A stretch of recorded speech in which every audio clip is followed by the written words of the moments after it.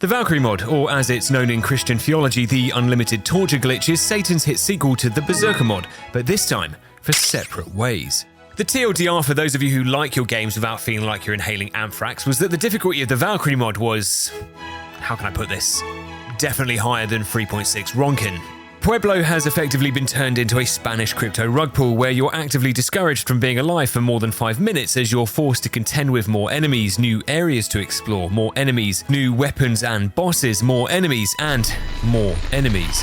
Naturally, that meant logging into a typewriter every 1 to 2 minutes to save your progress was just standard practice, but for today's challenge, saving was exclusively reserved for people looking to open a long-term stocks and shares ISA. By further blurring the lines between casual gaming and mental illness, we'd be attempting to complete our Berserker mod collection by beating the Valkyrie mod's hardest difficulty without saving, without having a breakdown, and, most importantly, without dying.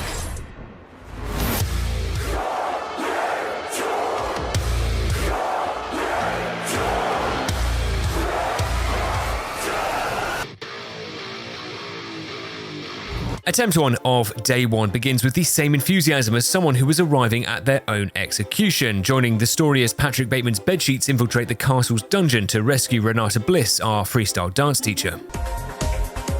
Hired by Wesker to obtain a particularly nice rock he wanted for his Etsy store, Ada had outsourced that task to Luis, who had now lost it. The entire plot of Separate Ways now just evolves into us helping Luis find the amber that he'd lost so he can give it to me so I can give it to Wesker, all whilst trying to avoid being given Rehypnol by Salazar's 8-foot-tall bodyguard made out of crab's legs. Fully expecting to be immediately chokeslammed by horrors beyond Resident Evil comprehension, you'll imagine my surprise when nothing changed. Checking that I had actually installed the mod, it turned out to be a pleasant start to what would otherwise soon turn out to be a turbo shitshow. After Passanta does the female equivalent of going to the gas station for milk and cigarettes, we look to escape to the castle's battlements, wondering what— oh, right, yeah, okay, here we go. Turning around to find Pueblo's clergy rushing me, attempting to put their fingers in places that they shouldn't, doors that were once famous for being open, now being locked, unreasonable amounts of enemies, and backtracking to areas that I personally found offensive was just the new norm when playing the Valkyrie mod. And oh yeah, don't forget about this shit. Yes, that's right viewers, Global Var's anxiety was now ours, as Toon, being the absolute josher that he was, had replaced your usual dopamine item dispensers with IEDs, making this place statistically more dangerous than traversing Baghdad on an e-bike. Following the trail of Valkyrie breadcrumbs, we arrive inside the water hall, which when you think about it is kind of fraudulent because there's actually no water in here, and architecturally, it's more of a large function room. The shockingly low amount of enemies in here was sus, and it was around the time we took the Angel's biblically accurate sawed-off shotgun from downstairs that we realised shit was imminently about to go down. There is a cost attached to everything in the Valkyrie mod, and the cost for taking stuff we were legally required to take to advance the plot was getting strangled by your favourite extremist group. With the Red Zealots evolving to now have the ability to physically assault you, putting 2 and 2 together and getting 7, it was highly likely that Spanish Kenneth Copeland was in possession of the key for the front door.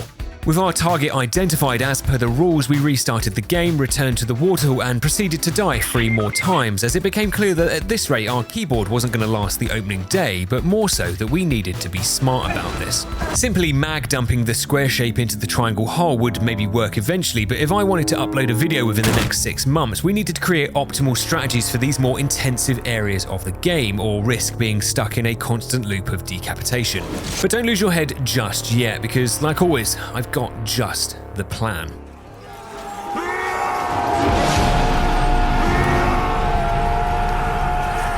COD Zombies taught us 2 things. Nazi zombies are morally corrupt, and with enough time and effort, you can train the entire population of France behind you. With our British culture also rubbing off on the locals by luring them to this stairwell, they queue up politely in a nice dense group waiting to jump down to my level, which just so happened to be the perfect conditions for the medieval population of the castle to learn about fragmentation. As the group got thinner and thinner, leaving just the Red Zealot, he gloried his last plugger and surrenders the key we needed, and as we shut the doors of the waterhall, we were back opening them again 5 minutes later as we're immediately killed by the knights in the main hall. Besides the Zealots hitting me with the Cedric Diggory special on attempt 6, a slightly more careful path around the main hall maximises our flashbang value as we bag ourselves some spinels, and that's not how keyholes work.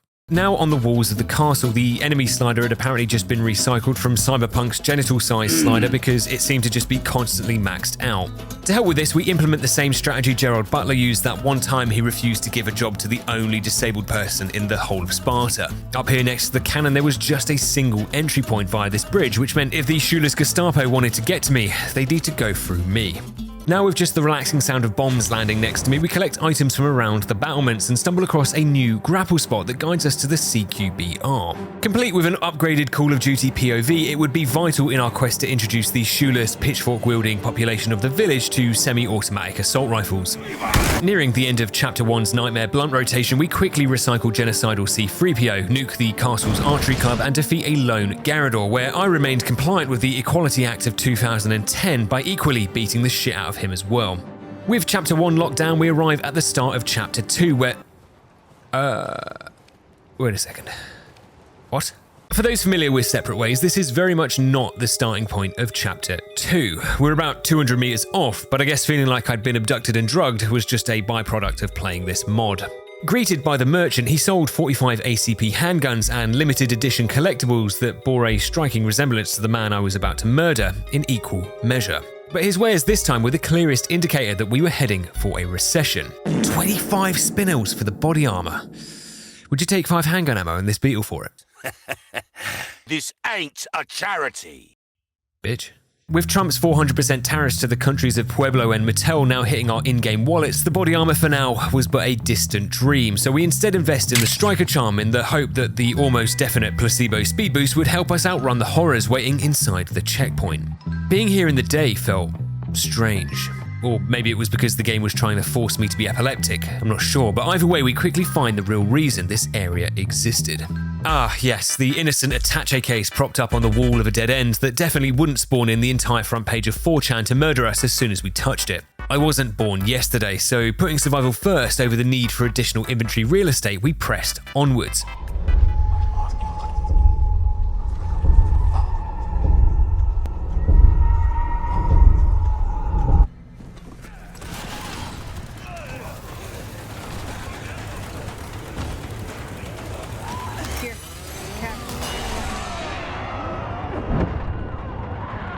This was a mistake. This was a mistake. This was a mistake! Dumb ways to die.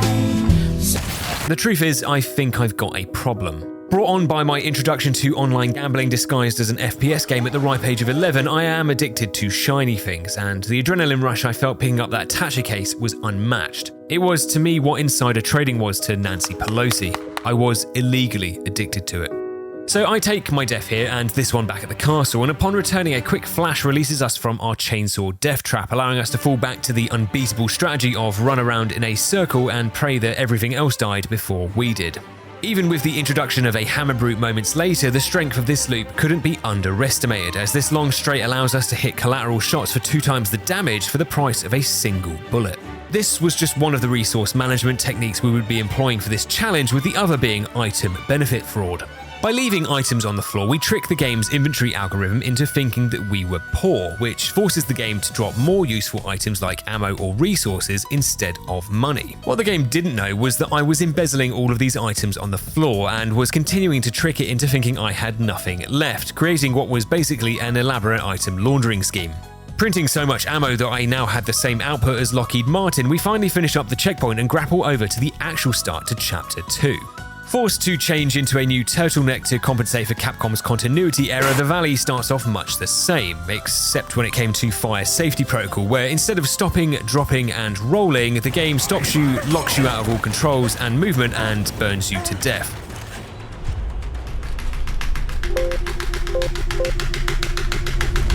This was undoubtedly the kind of thing that would make me want to continually plug myself into the mains, but after quickly having the tears wiped from my eyes in the water hall and then being hammered into the floor at the checkpoint more times than once, like every good chiropractor, I was back.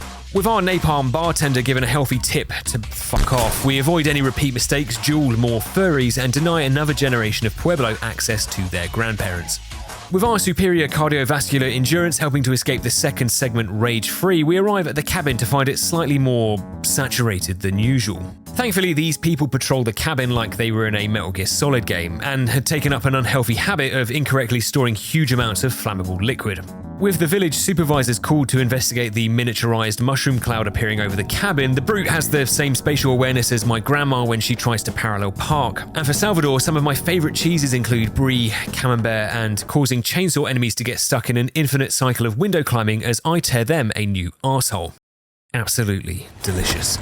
With the cleanup outside the cabin complete, we head up to the top of the windmill to watch on as Leon completes his 15th playthrough of the main story as we complete our trip through the mountainside. As soon as I remember the password to this door. Okay, fuck it. 7 blessings to you all from outside the church, where peripheral vision was apparently optional and graveyard real estate was becoming increasingly expensive. With Luis nowhere to be seen apart from being seen here, we opt to quickly grab some much needed grenade ASMR at the cost of committing a religious hate crime. Whilst exploring the local area, we do find something new. Attached to the church's storage room cupboard, the hand-crayoned note claimed it would be teeming with supplies and ammunition, and that if anyone needed the key, we'd just have to ask. Oh, great, yeah. Let's just go find the bag-wearing, chainsaw-wielding, mentally unstable psychopath and ask politely if he'd mind letting us borrow the key. I'm sure he'll be very receptive. Using our spy tracking skills to follow the smell of BO to the church roof, a secret route over towards Del Lago's lake gives us a small hint that we were on the right path. Oh, great. Along with Salvador, he'd brought his wife and half the village to protect us from opening his closet, but despite the potential for disaster being pretty high here, the continued inexplicable storage practices of diesel fuel for vehicles that didn't exist allows us to turn the entire reinforcing group into cranberry juice, leaving the other two at the mercy of the advanced science that was a ladder and gravity. With the key retrieved inside the church, we find the Resident Evil jackpot as we find 2 barrels of item pick and mix, a red beryl, some shotgun shells, a large resource, handgun ammo, the TMP stock, a heavy grenade, a first aid spray, rifle ammo, gunpowder, and a signed picture from Bryce Dallas Howard. What the fuck? Entering the town centre, Pasanta's Squidward footsteps give her away as she sneaks up behind us, as it was made clear that Toon knew exactly what buttons to press to make me want to turbo flip my desk. Aside from them, Pasanta and the increasing levels of estrogen here were the other half to our problem. Her 2 clones actively choosing between being figments of my imagination when I wanted to damage them or being my sleep paralysis demon when they wanted to damage me, oh my fucking god, had left me with this overwhelming desire to give my monitor an orifice. Thankfully, up until now, like every good American, I'd been exclusively crafting rifle ammo and putting every dollar I earned into upgrading my CQBR's damage. So even when additional unwanted guests arrived in the arena, they were swiftly shown the door to the afterlife.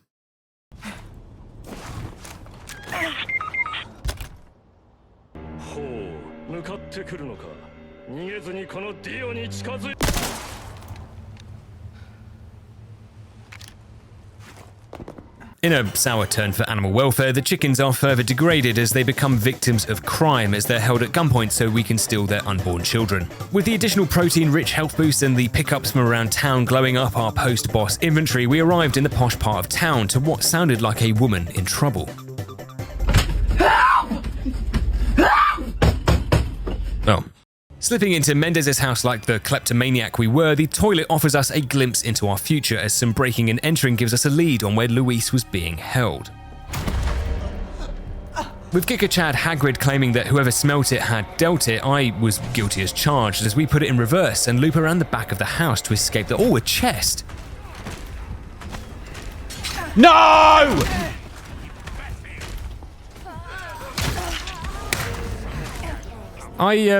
I feel a bit like Walter White here, but I can actually just get that chest later when nobody's here. Shut the fuck up.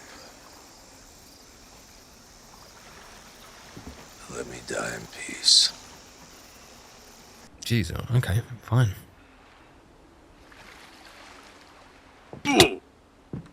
Closing day 1 out like major political parties close out their time in office, day 2 starts in blistering form. I guess I'll just go fuck myself then. Let's avoid those. Amongst this garbage, I did find that in the checkpoint, the trigger to spawn the Bella sisters in can actually be hit by just touching the outside wall, which saves us a flash grenade, which we can then use to vaporize the Pasanta clones to give us some extra breathing room. Oh, careful, watch out, Pasanta, there's a chicken there. Once back at Mendez's house, heading through the front door this time instead of being a total lobotomite allows us to quickly grapple over the tripwires and put that spare flash grenade to good use.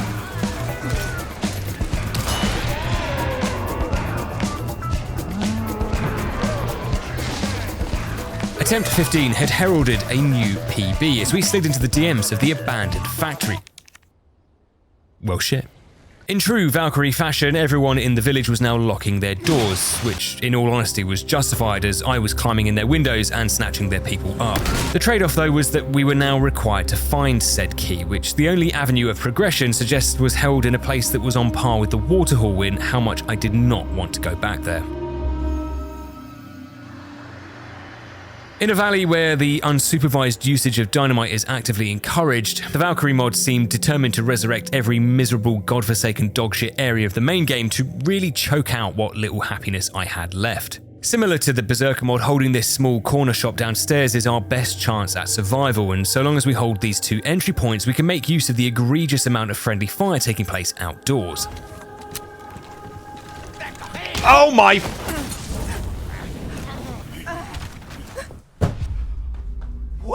The actual odds of this sequence happening has got to be up there with winning a game of Russian roulette with a Glock. Relishing in another once-in-a-lifetime death, in another huge day for therapists worldwide, we sacrifice another 4 deaths and 2 more hours of my precious time on Earth to finesse our way back to Dynamite Valley. Disregarding random acts of God, the cabin strat still remained our best chance of survival, and with a more careful exit this time, we successfully escape round 1. Yes, you heard that correct, because after collecting the key, there's no less than 3 more waves of feral Spaniards to handle, ending in another showcase of why plastic surgery and power tools are not a healthy mix. With just the sound of calming nature left instead of the usual 30 decibels of constant explosions going off, we collected the rest of our wares and stumbled across what I would consider a very special item. The SRM was widely known as the bolt-action sniper rifle in the main game, but here, in the land of make-believe, the SRM ST is actually now a fully functioning bolt-action magnum, which at 15 damage out of the box is actually pretty dope. Now armed with the power to de-escalate any situation, we introduce ourselves to the factory workers in the most British way possible, where we also find Leon's stolen jacket. With the evidence sold for a profit, we find that tripwires were evolving by 90 degrees before being reminded of the kind of nightmare fuel that awaited us upstairs. In the basement, Luis didn't seem to understand that playing hide-and-go Spaniard around the village was just really inconvenient, as the factory explodes as if there was a Black Friday deal on hatchets and chainsaws. Luckily, we can simplify this entire section by keeping this door locked, forcing our new guests to adhere to this self-imposed one-way system. That way, at the very last minute, we can unlock this door and create a chainsaw-safe loop around the factory, where once our stragglers were dealt with, would end with our evolutionary superior tactic of window dominance. It was the perfect crime.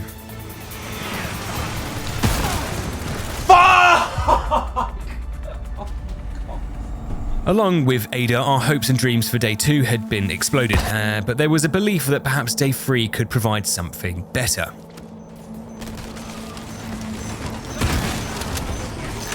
Oh my god, I double pressed crouch. I pressed crouch twice. It sadly did not, but with 5 more attempts added to the wall of shame, arriving back at the factory, self-bombing was preferably kept to a minimum, as the plan to physically assault everyone at the window worked like a charm. Huh? What do you think about that?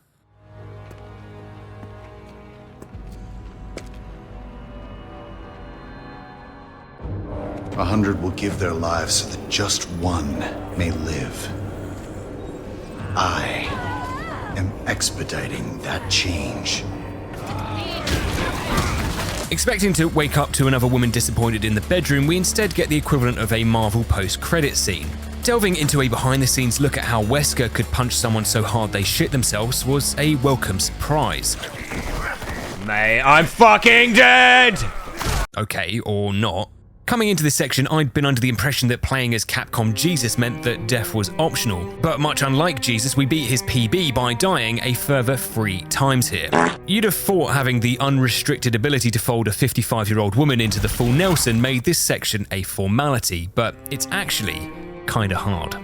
The problem is that you start with no healing items, and your health is carried over from Ada's chapter, which I only found out here, so that was fucking great. Much like Ronnie Pickering, your only weapons are your bare-knuckled hands, some grenades, and your Citron Zara Picasso, but there's a gargantuan amount of bullshit here that can trip you up. Jiu-Jitsu can't really save you when you're being deep-throated by an alien and then hammered into the ground. 4 hours later, after incurring a 100% aura loss as I grenaded myself, my performance here had me feeling that when Wesker was talking about separating the wheat from the chaff, perhaps he was in fact talking about me. After our grain-based humbling, day 3 was abandoned because I think there's only so much swearing my neighborhood can take before I'm arrested for public order offenses. But when we started day 4, it had me wondering if this video was sponsored by Greg's, because who ordered all this cake? Damn, boy! Using Salvador's massive buns to keep me going, the combination of experience and complete delusion drags us back to Wesker's section on attempt 24 with what was, and I cannot stress this enough, in theory, a foolproof plan. By running immediately right and tucking ourselves into this corner, all the enemies are forced to funnel towards us in one big group, which maximizes our AoE damage, but the more game-changing side effect here was that anybody caught in Wesker's slipstream as he charges forward to complete an attack was instantly killed. Combining this with the flash grenades meant that plagas convulsing on the floor, brutes, and children playing in the street could be instantly vaporized at the press of a button, and whilst the tension was high as we're forced to parry a chainsaw with our fingers, I remained calm as we reached the time limit and successfully broke new ground. Using this clock that we'd appropriated earlier, the time was apparently 1:55 in the afternoon, but with daylight savings time, it was now midnight. Within the darkness of the village, all sorts of monsters began crawling out from the woodwork to try and ask me for money, but I was saving all of mine for the merchant's pop-up concept store, which, apart from definitely not having a permit, has an offer that we simply cannot refuse. The Albert handgun had an air of arrogance to it, like it was better than everybody else, which it was, but its stats and the ability to reliably stagger enemies made for a lethal combo. And the gun's sound effect, it was like foreplay for the ears.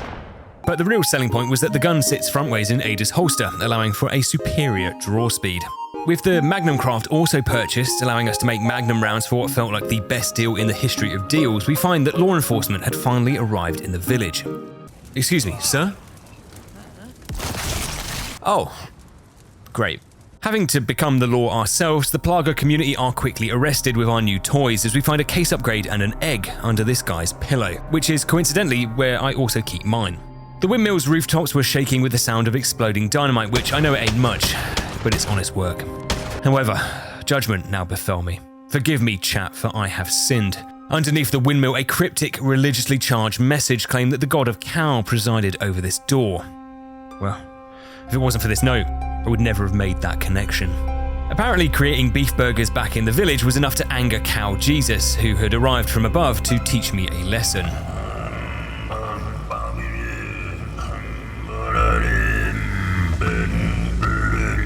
With a chainsaw. Having been branded Cow Judas, we're now hounded through the streets by these vegan activists who, once defeated through the divine power of a fence, grant me access to the windmill.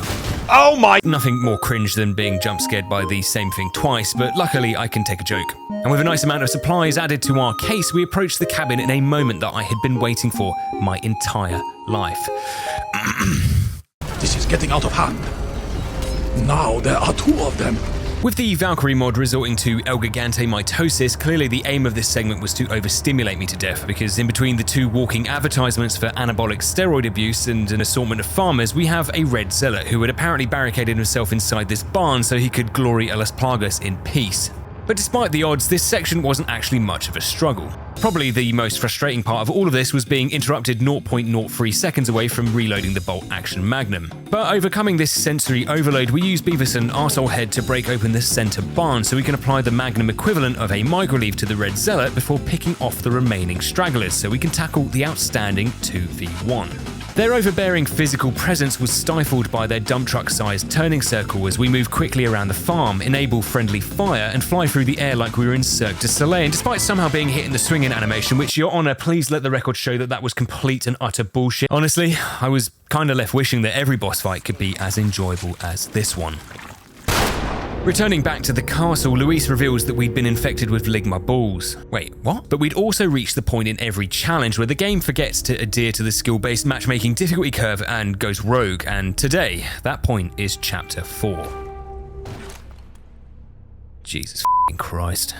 The literal first thing you do in this chapter is become a victim of fraud, as the switch for the door does nothing but turn medieval Skynet on. This theme of fighting the most annoying enemies in the space of a McDonald's toilet cubicle had to end. But yeah, don't worry about it, Luis, you just stand there whipping out one-liners. Mierda! Thankfully, using the flash grenade that Galadriel gave us after leaving Rivendell, we can purify the entire room, and oh boy, I sure hope that doesn't come back to bite us.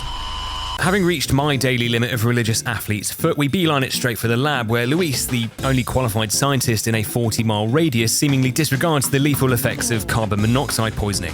And also bombs. Dragging Luis to safety, Ada tells him that if he was homeless, he should just buy a house, as we're roped into fulfilling his weird Deliveroo order. I mean, dude, what the fuck is this shit? First stop in the search for Sadler's secret blend of 7 herbs and spices was over in the bindery. After feng shuiing the corridor, we find the merchant, but this wasn't just any merchant. No, this was the merchant. You see, our hooded, masked friend here had straight up cooked with his black market wares this time. The body armor was more or less ready for purchase, and perhaps more importantly, so was the flash grenade crafting recipe. Having the ability to manufacture debilitating eye disease on demand would save our life more times than I could be bothered to count, but as time went on and more shoeless pedophiles were suplexed into the carpet, I slowly came to the realization that we had been fucked. You see, about an hour and a half earlier in Dynamite Valley, one of the Chainsaw Sisters had shoulder barged her twin off the side of the map. Now, for whatever reason, her single spinel never dropped, but doing some quick maths, the drops from the knights here at the start of Chapter 4 and the ones in the bindery would give us just the right amount to purchase the body armor.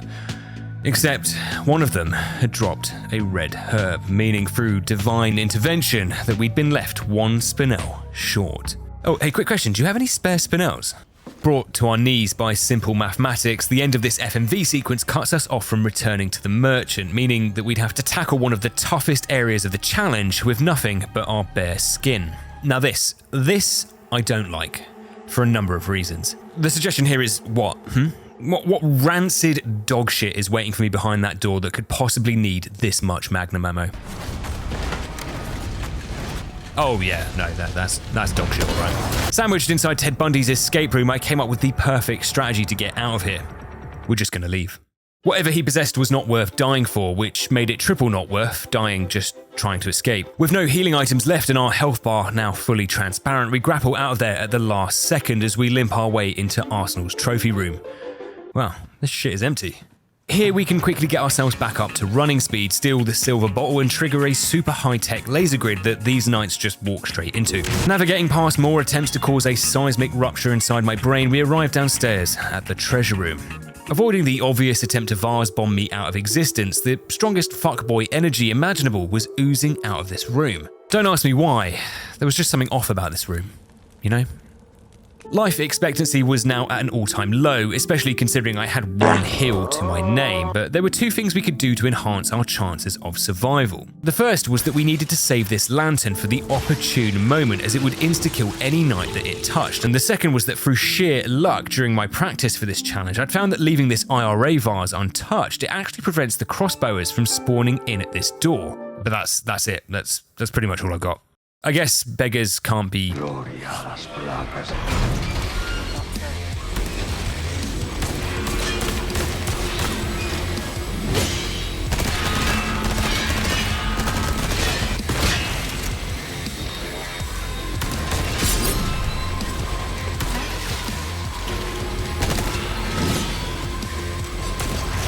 These unfavourable odds notwithstanding, things went surprisingly well. Wait. Why do I hear boss music?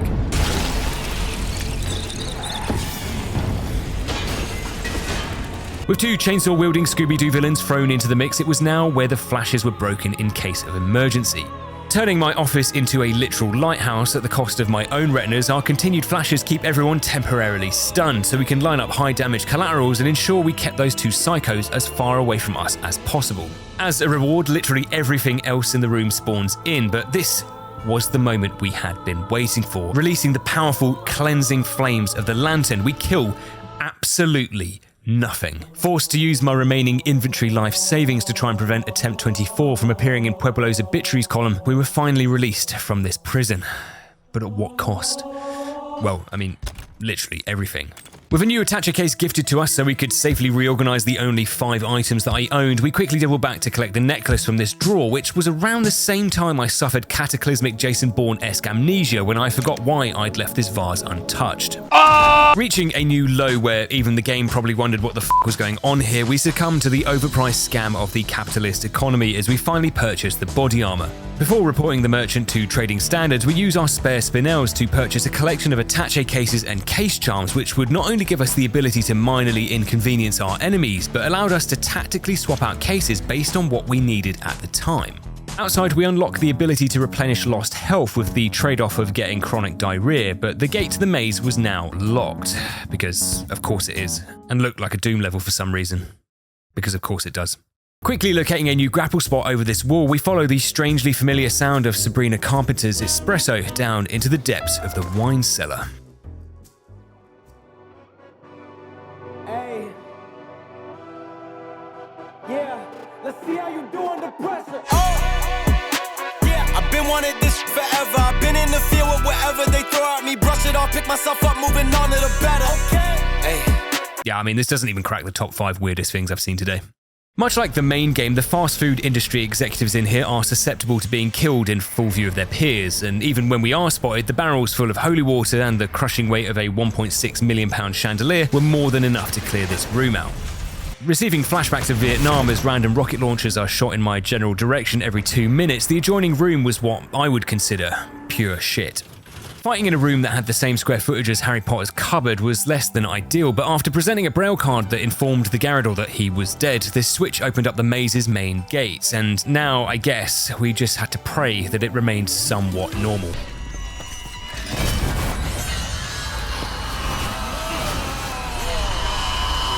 It's the biggest piece of dog shit. This was like some fever dream where Mission Impossible crossed over into Hellraiser. After stealing the moon tablet from the door, the red zealot disappears into the maze, only for us to find 3 more identical red zealots. Despite my line of questioning, none of these guys were willing to narc on the other one, so we'd need to resort to the next level of police investigation, which was to just shoot everyone. The Red Zealots had their own security, however, and to be honest, with the unregulated Las Plagas thing going on here, I wondered whether I'd even get a chance to aim my gun. It became very quickly apparent that running around the maze headfirst was a death trap. With the Red Zealots came freshly birthed Plagas patrolling the streets, and continued breaches of our restraining order against that beret-wearing dickhead meant that our probability for an accident was high. After Major Jack Incel finally gets bored of harassing us, we simply waited in the safety of this upper level, thinking that if we could lure all the Plagas up from the maze, we could remove them with a single flash. It wasn't really up for discussion since the ammo situation was so dire, but slowly but surely, here they came.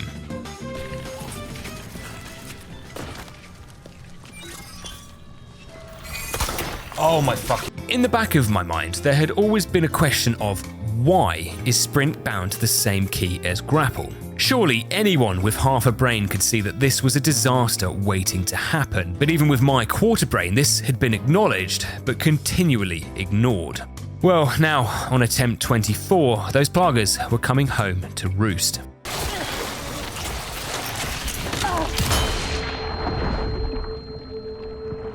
Just like that, 3 hours and 15 minutes worth of my life had been deleted. But hey, you know, you can't make an omelette without cracking open the narrator keyboard a few times. Narrator dialogue. OK. Button. Alt and O. Heads up. Narrator keyboard changes. Oh, We've updated the narrator keyboard. My post-grapple regret extended into day 5 as I began searching for which home appliances were the most incompatible with water. Oh, awesome. And if I had a nickel for every time I died at the Wesker section, I'd have 5 nickels, which, I gotta be real, is about 5 nickels too many.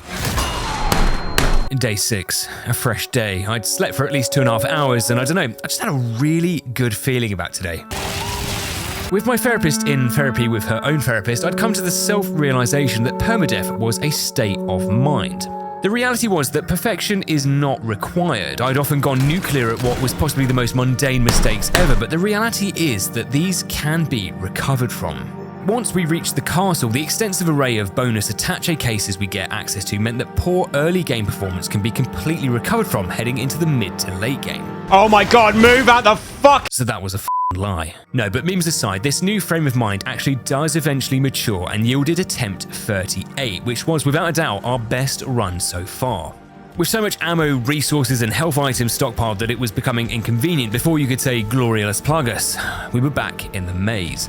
With the grapple keybind moved to the question mark key, the previous plan worked well, sanitizing the maze of Plagas and successfully clearing the way for our showdown with the Red Zealots. Running around the maze like we were playing some demented game of Guess Who, don't let these guys' physical appearance fool you, because they graduated from the Lance Armstrong School of Doping.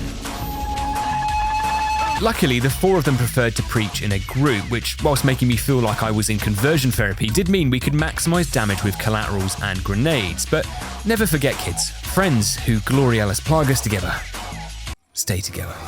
After what felt like 3 hours of playing Kiss Chase around the maze, the final zealot goes down, returning the stolen Mooncrest and opening up a secret doorway inside the maze. As a reward for getting permanent brain damage, we're gifted a long-awaited upgrade to our sniper rifle as we traverse the battlements in search of a dead butterfly to complete Luis's shopping list and successfully prep the vaccine. Now, with pure autism flowing through our veins, Basanta was unable to sense us, allowing us to sneak past her watchful gaze en route to the— oh my fucking god, it never ends. Pinned to this usually unlocked door, we find a particularly passive-aggressive note left by the castle's newly elected chief masturbator, which, sadly, we couldn't ignore. Because that's linear game progression. Slightly apprehensive at what we might find up here, the challenge continues to age like fine wine. That is, if the wine was made from uranium-235 and immediately gave you cancer.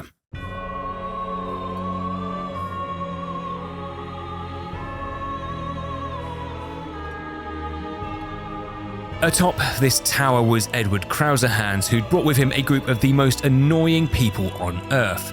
Oh, okay, what? So we're just giving out Gloria les Plagas ones to everyone now, yeah? Amazing. As we began being induced with deep vein thrombosis, the key was to quickly filter out the adulterants up here so we can give Krauser our full and undivided attention. The trick is, you can't just take the key and run, because just like your wife's boyfriend, Krauser was here to stay. The desired strat probably lends itself more to the basics of knife CQC Snake, but with our austerity health stock, I opted instead to do damage from a distance and use Krauser's recovery animations to move in for safer stabs instead. Overall, it was pretty sloppy, but we had just enough health to kick Krauser from the game and keep this attempt hooked up to life support. My god. With even more nothing than I had before subtracted from my already very large pool of nothing, we begin our journey through to the sewer network underneath the castle. Oye, imbécil, ¿fuiste tú quien me quitó la gloria con la varita de las plagas? I don't even know who you are. After executing everyone in here for slander, the 4 knights guarding the doorway to downstairs are recycled as we grapple down to wade through 20 years worth of Salazar shit in search of Luis. Finally able to access the merchant, who apparently only worked Monday and Thursday in this godforsaken chapter, the forecast for the remainder of the chapter was not good. Resorting to what would be considered in most competitive esports circles as flat-out cheating, this gap in the wall ensures that we can make it to the drainage valve with 0 problems. Where is that sound coming from? One sound that realistically wouldn't be making it onto my bedtime ASMR playlist, a single flash gets me back to my vac ban hole where I can bring peace, freedom, justice, and security to my new upper waterway. From another postcode away. Draining the castle's septic tank, further exploration finds this usually unlocked door locked. Wow, that's so out of character for this mod. Luckily, the note and the accompanying grenades downstairs were so obvious I half expected them to be covered in yellow paint as we gain access to the room and to a new shotgun. After shooting some glowing water, these chests were trapped. Opening them would signal thick middle-aged women to come in and try and kiss you on the neck, and whilst my mum always tells me I'm a handsome boy, I really am not in the mood. The Garrador room was where blindness met practical combat application, and for Ada it presented an opportunity to see just how much visual stimuli we could handle before our brain had a hernia. In this room you'll find the most throat-stabbiest, migrainiest, chainsawiest experience of your gaming career, and me, nearly 4 hours into a permadeath run, was somehow expected to survive this. But survive it we will, because I have the secret sauce for this room, something that makes it infinitely easier. In this opening phase, there are 3 Gyarados who are supplemented by what can only be described as Zealot Hydra. Seriously, if you GBH1, 2 more immediately take its place. If they were to all flood in alongside the Chainsaw Sisters, the Red Zealots and the Gyarados, I'd say death was infinitely more achievable. Oh fuck! But that second phase isn't time-based, it's tied specifically to the death of a Gyarados, so killing just 1 would give the signal to begin spawning in all of that other shit. So instead, we work on clearing out all of these loose zealots while still leaving all 3 of the Gyarados up. The Gyarados, also overstimulated, are issuing out adamantium poisoning to everyone, which helped to keep them off our back, and even though we have some close calls, when we did eventually decide to kill one of them, the arena is much clearer, meaning we can quickly focus on removing each of the Chainsaw Nuns, flash the Plagas away, and even outsource the remaining work to the Gyarados we'd left behind. Attempt 38 had miraculously been pulled out of the U-bend, and after taking care of the newly awakened knights, we arrived up at the surface, where I got this odd feeling that somebody was watching me.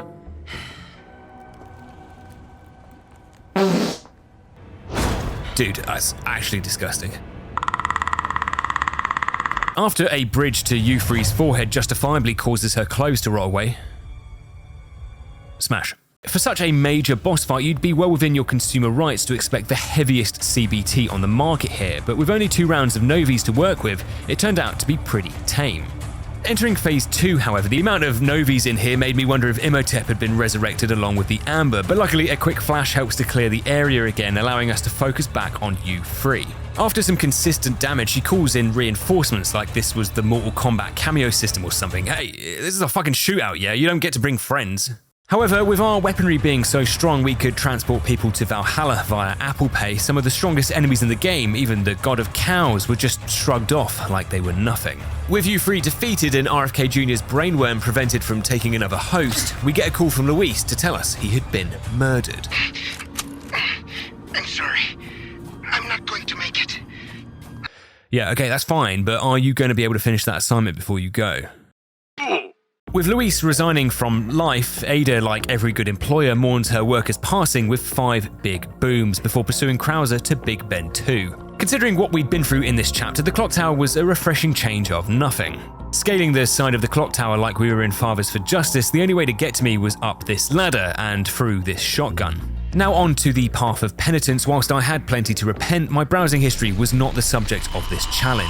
Fighting through the intricate cave system, whilst I like a Tomb Raider game as much as the next person, I prefer not to have her bullshit game mechanics in my permadeath run. Whilst I was 95% sure that I'd 100% be safe doing this, the anxiety of potentially being converted into a fruit roll-up was something I could be doing without. Arriving back in the main chamber, in any other scenario, the sounds of local chainsaws revving up would be concerning, but the AI have about the same environmental awareness as Umbrella did for Raccoon City. Despite that rare environmental win, we're reminded that everything in the Valkyrie mod still comes at a cost. Currently in the land of Brexit, the time was fast approaching 2 in the morning. With my eyes beginning to look like Arnie's from Total Recall, I decided to make a rare adult decision and suspend play until tomorrow, where I would continue fresh and ensure my IQ remained the right side of room temperature. Look out for ice. Well, that's not good. Now, typewriter censorship is usually reserved for when you're committing a felony next to one or when you enter North Korea in Chapter 7, but as you can see in this instance, nobody is here. There was no legal reason why I couldn't use it, but it turned out that it wasn't just the typewriter that was broken, saving just flat out wasn't working. I couldn't even save at the end of chapter menu. Up until now, saving was a human right, but losing that wasn't even the worst part. We'd also lost access to everything we had stored in the typewriter. Every single one of our attaché cases, charms, healing items, weapons, and that picture of Bryce Dallas Howard, it was all gone. No!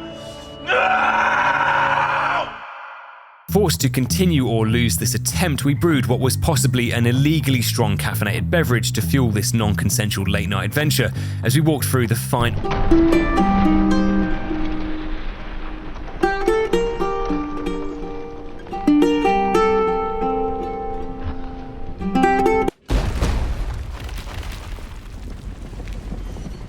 Lost for words at how breathtakingly lucky I was to not land under that rock, the Indiana Jones segment of our adventure was now over as we fight through the remaining subscribers to Los Illuminados Weekly and watch on intently as Leon shoots Peter Pan in the face with a 9mm pistol. Cracking open more nights like they were rice pudding, Ada arrives in the dock to collect the keys to the boat just as she hears footsteps running towards her. Leon. Talk all you want. No one's listening. Shit. Loading into a chapter in this game was like a box of chocolates. Where the fuck are the purple ones? And why am I here? Becoming a trespasser inside my own game, exploring the local ruins finds us a magnum that could fit 8 shots inside its 6-shot cylinder as we prematurely grapple over into the most obvious Admiral Akbar of all time to get my newly pressed body armor immediately destroyed. Oh my. As reinforcements arrived from downstairs, it was clear the tiredness and brain rot was setting in as our electrical signals from our brain were on a 2-business-day lead time to my limbs. Turning off our pain inhibitors though, our heightened senses alert us to Edward Slophands, who was mouth-breathing down the mic so loud that I probably would have heard him from 4 pueblos away. Removing the trolliest troll minds that ever trolled, Krauser repeats his trick of jumping off into the void as we close the distance on the final area. With an assortment of what I would personally consider some of my least favourite things, I made the executive decision to, again, just leave as we grapple over to rejoin the biological start to Chapter 6. I'm pretty sure that's a war crime. As we're lining up our shots on the 2 people famously known for their ability to not be shot, Wesker arrives with a change of plan. Or should I say Wesker's pistol arrives with the change of plan. Are you seriously just outsourcing intimidation now? Receiving the new sub-objective to liquidate the island via briefcase terrorism with no more Spanish first traps left on Fiverr to outsource this to, we'd have to get our hands dirty this time. Working our way through the campsite and into the amber warehouse, we disable Sadler's ring doorbells, which accidentally summons the cow god again. With the power of thoughts and prayers at our side, he's quickly baptized as we arrive outside the construction site, and this late in the game, we'd basically become the turtleneck Doomslayer. The only thing they feared was us. But there still was something that I feared. On the merchant's board was a new quest posting to eliminate the Chainsaw family. Now, I'm not opposed to genocide when it comes to chainsaw people, but we do live in the democracy that is video game side quests, so I can simply say no to this with no long-term repercussions to my credit score, especially as the reward for doing this BO-ridden, death-defying chainsaw-swinging pile of poo was basically Spinel minimum wage. With the Chainsaw family left to flourish amongst their garbage, we're welcomed into the lab where stool samples are stored on the wall and concussion is free with every explosive doorframe. As normal brain functions returned, we continue to issue out flatlines to the remaining enemies in the lab as we arrived at the jiggle physics department, where you can either get banned on YouTube or have your throat ripped out. There's no in-between. Wearing down the Regeneradors and Iron Maidens through my innate ability to be annoying, Ada puts this large power unit somewhere as we continue to opt for the most non-violent, violent ways of progressing through the game. Arriving in Australia, we opt to use my preferred strategy for leaving parties early, throwing a flashbang directly at the feet of the host and disappearing off into the roof. Enjoying the unmatched thrill ride that was the most impractical lift ever designed. Oh shit, I forgot my wallet. We arrive at the beaches of Normandy, where 2 huge bunkers guard the way ahead. Except this isn't a beach, and this is a minefield. The problem was that the Valkyrie mod had installed an additional Skynet laser grid to cut us off from the second part of the level, meaning we need to first destroy the right-hand bunker, go back down, get riddled with bullets, disable the central turret, step on another landmine, and then, and only then, could we move on to the rest of the level. Once you arrive over on the left-hand side, it triggers a violent response from the local militia, who couldn't decide if they wanted to extort me or murder me. With Wave 1 defeated, quickly turning this turret off and back on again overrides this brute's eyes as he runs straight into this turret grid like an unsupervised child looking for the nearest mains outlet. Overwhelmed by this newest group of reinforcements, we can drop back down to the freshly liberated area downstairs to take advantage of the additional space, but it was here that there was an odd sense of foreshadowing that appeared in the script. Now you die. Wait, what do you mean I die? And how does this thing know what I'm going to say?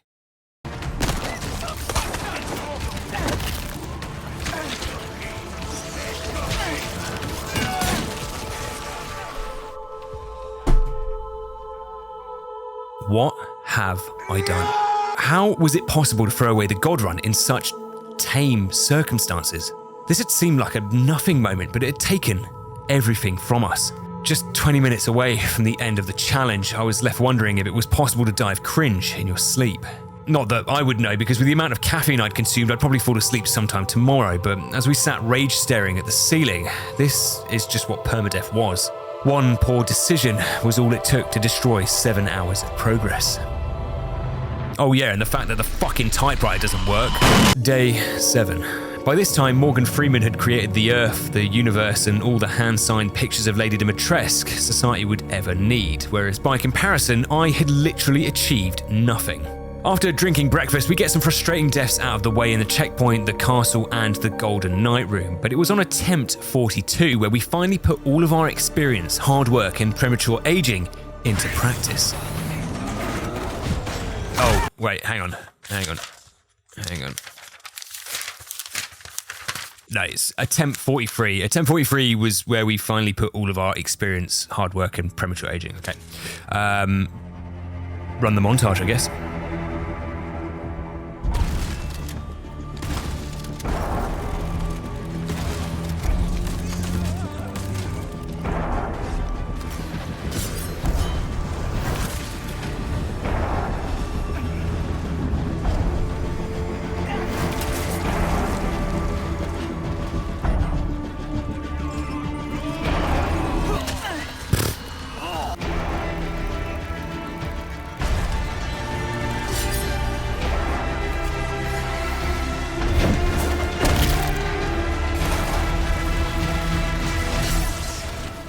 With an absolutely zero tolerance policy for risk, in just 5 more hours and 35 minutes, we reclaimed the progress that had been rightfully ours just 24 hours ago.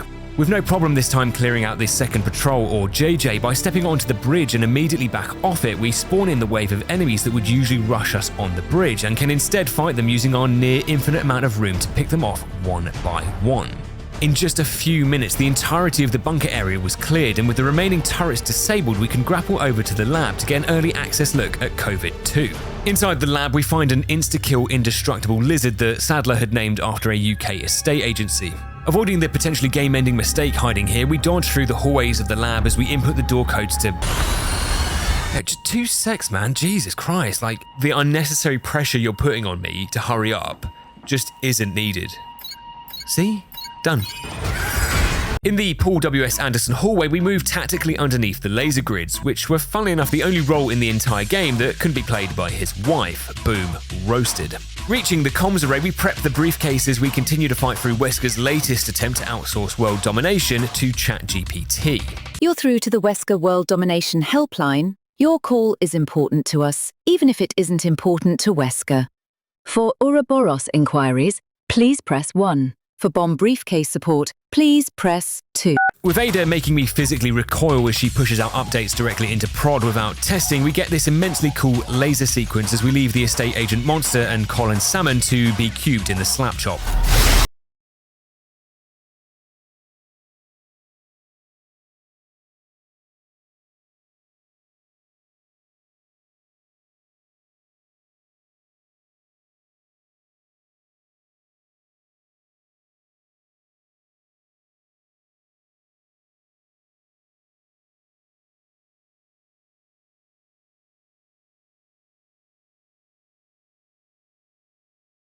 But the island had one more card to play. Their ultimate weapon. Their chosen one. Their gladiator. Super Salvador had finally made his long-anticipated debut. Upgraded with a bulletproof helmet and enhanced speed, this was no doubt the hardest test we would face.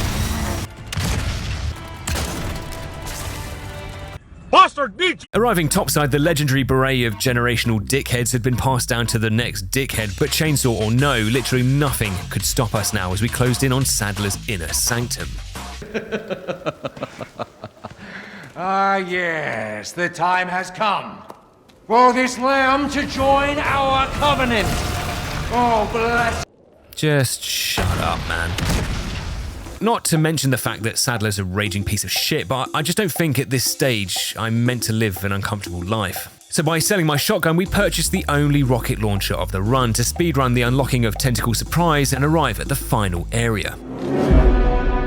We were now no more than 5 minutes away from permadeath success, where safety protocols were now to be disregarded as we're tasked with throwing a nuclear warhead down a 20-foot drop to Leon so he can kill Sadler and give us all skin cancer.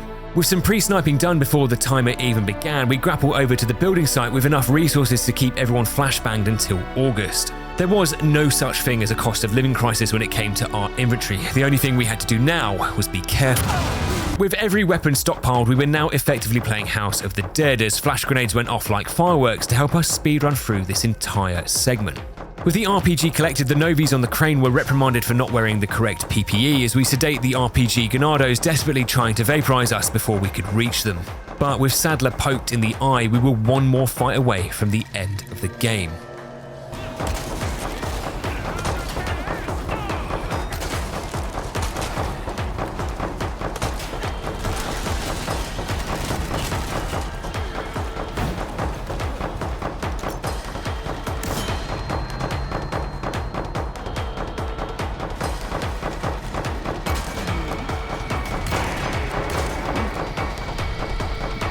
Oh, well, this is awkward. I thought I texted. I said I'm wearing the knee-high boots and red turtleneck and you're wearing the orange dork suit. You know what? It doesn't even matter, because after 6 hours and 21 minutes, 7 days and 42 previous attempts, we had finally beaten the Valkyrie mod's hardest difficulty without dying. And all whilst apparently having our name spelled wrong. Ada Wang. I mean, 10 out of 10 for creativity, but this is why you don't outsource everything to AI.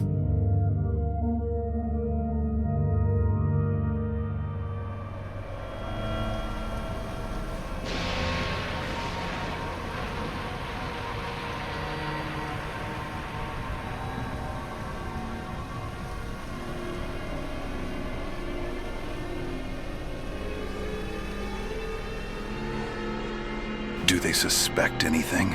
No. Nothing. Good. And what about the spy? She'll betray us as soon as she has the amber. But we have a far more reliable option now. All is proceeding as planned.